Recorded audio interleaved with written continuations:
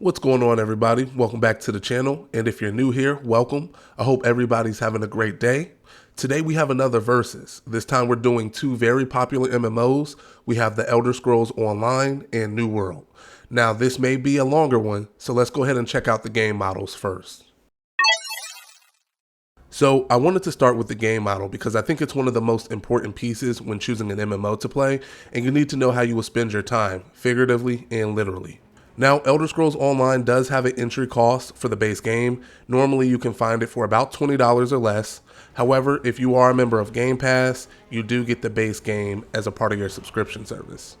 The next major component to ESO's game model is ESO Plus, which is a monthly service that will run you around $14.99 a month here in the US. This will get you access to all the game's DLC packs and future ones as well, as long as it's not an expansion.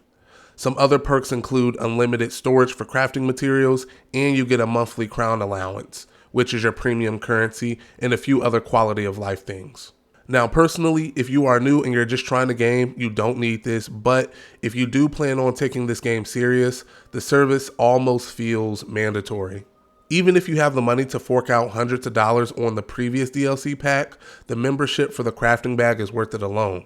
Now, there are loot boxes in the cash shop, take that how you want, but I do know there are various items tied to the loot boxes such as skins, mounts, and many other things.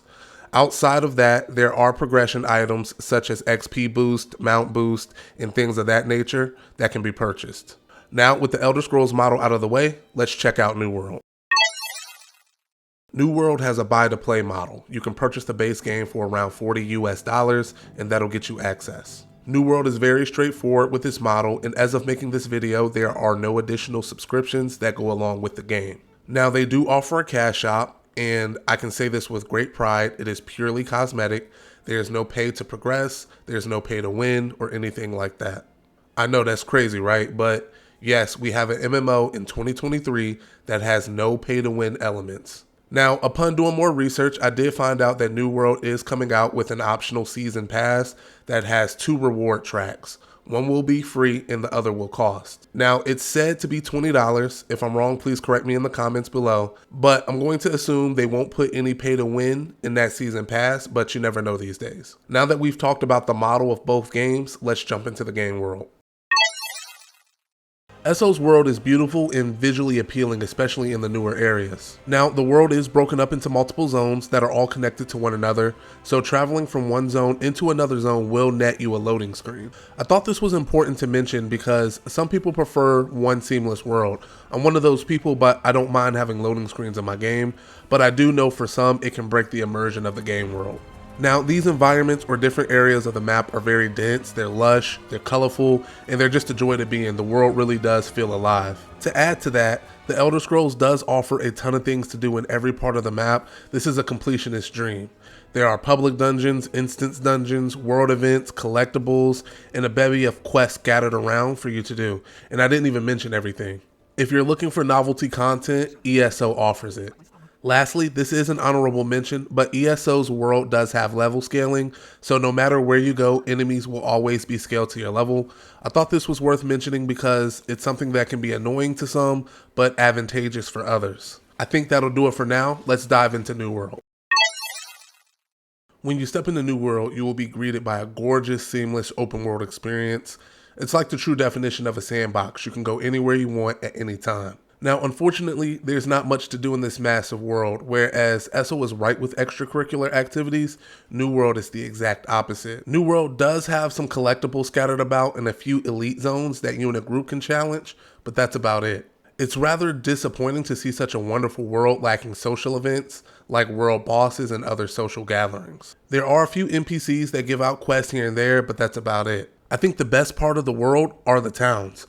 They are such a lively area and feels like a bustling downtown of sorts. Now that we've explored the game world, let's take a look at the combat. ESO's combat is controversial, to say the least. Some people love it, some people hate it. ESO provides an action-style combat system that sees you wield 2 weapons. The basis of combat will revolve around you using light and heavy attacks with your weapon of choice while weaving in different skills or magic abilities. The combat feels free and loose when fighting. ESO will also provide you with 6 different weapon types to choose from. all with their own set of abilities. You will also have to select a class, which there are 6 of at this time, which will provide you with more abilities and spells to choose from. The game offers you a total of 6 ability slots to put in either the corresponding weapon skills or class abilities. Where the combat gets interesting is when you swap to your other weapon, you gain another set of ability slots, allowing you to put additional weapon and spells there as well. ESO offers great flexibility in your approach to combat, and its systems are extremely deep. And if these systems are mastered, you'll see yourself taking on great feats that a solo player normally wouldn't be able to do. Let's head over to New World and check out their combat. New World has good combat. Will it blow you away? Probably not. The best way to describe it is solid. New World provides an action combat system that sees you wielding 2 weapons as well. Now, unlike ESO, New World doesn't have any classes. Instead, the weapons you pick determine your role, more or less. An example of this is, if you want to be a tank, the ideal choice for your weapon would be a sword and shield, because they have perks towards being a tank.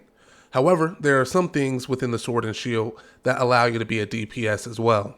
Now, New World offers 11 distinct weapons to choose from, all with their own set of perks and abilities. The basis of combat is centered around using light and heavy attacks to deal damage to your enemy while throwing in some weapon abilities. The game offers you 3 ability slots per weapon, and just like ESO, when you swap to a different weapon, you get 3 more ability slots. Combat doesn't feel as loose as ESO. I often felt more static in New World, and that's probably because you become rooted when using some abilities with your weapons. But New World does provide a lot of offerings and combat variety. Now that combat is out of the way, let's jump into the content offerings. The Elder Scrolls Online has been out for nearly 10 years. It has a lot of content. For my PvE players, if you're looking for questing, dungeons, raids, public events, a crafting scene, it's all here. And for the PvPers, if you're looking for sieges, dueling, and organized PvP, they have that also. Let's start with PvE. Questing is some of the best you will experience across any MMO or game for that matter. All quests are voice acted and have meaning to them. And when I say have meaning to them, they are not just fetch quests or kill quests. ESO offers 4-man dungeons that are instants. They also offer hard versions of some of those dungeons as well. There are over 40 4-man dungeons that can be had. As far as raids, the Elder Scrolls Online offers 12-man raids that can be completed as well. And there are crafting guilds to join for the life skillers. As for PvP, the game offers sieges, which takes place between all 3 factions on the map of Cyrodiil. If you're into the whole siege aspects, this will be for you. Now, if you prefer something smaller, the game does have 4v4 arenas with game objectives such as team deathmatch, domination, capture the flag, and a few more. And lastly, if you like to stand out and flex and fight people one-on-one, there's dueling. Honestly, there's something for all crowds in ESO, so it shouldn't be hard to find a place to fit in. Let's jump to the content in New World. Now, New World is relatively the new kid on the block, so you can't expect its offerings to be as vast as ESO. From a PvE perspective, New World offers questing, dungeons, and a robust crafting scene. For the PvPers, you have dueling, open world PvP, faction wars, outpost rush, and arenas. Let's start with PvE. Honestly, the questing is nothing to write home about. That goes for the main quest, side quest. Most of it will have you running back and forth, fetching X amount of items or killing X amount of enemies. Now, New World does offer instance dungeons up to 5 people. The dungeons are well done and have difficulty modifiers to go along with them for added challenges. Lastly, for PvE is crafting. Probably the best implemented system New World has to offer, in my opinion. Crafting runs the economy of the game, so it's essential. Also, having a total of 18 trade professions offers a lot of variety. And if you're somebody who wants to solely be a life skiller, this is the game for you.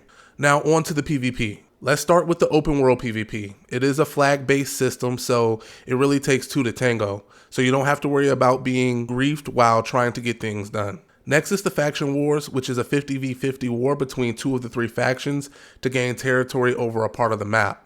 These are really important because it determines which faction runs an area of the map, and ideally you want your faction to control the map because that means you get tax breaks and other benefits. The third PvP mode is Outpost Rush, which is just a 20v20 mode of mayhem where teams try to capture different control points. And lastly, if you want to flex, stand outside of a town and fight people in one-on-one duels. New World's content certainly feels more fleshed out for the PvPers than the PvE players at the moment.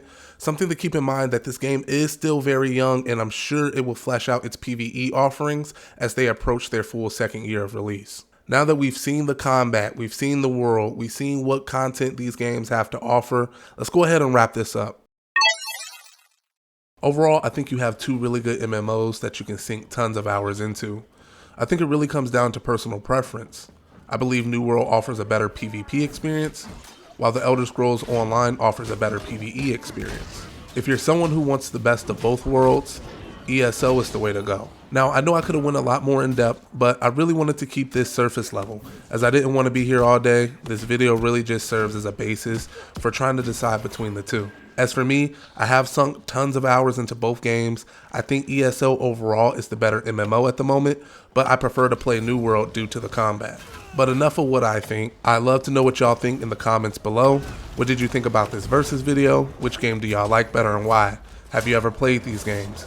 Let me know, but that's all I got for now. I hope y'all enjoyed the video, and if y'all did, please drop a like and a sub. It goes a long way, and I got more coming. Catch y'all next time.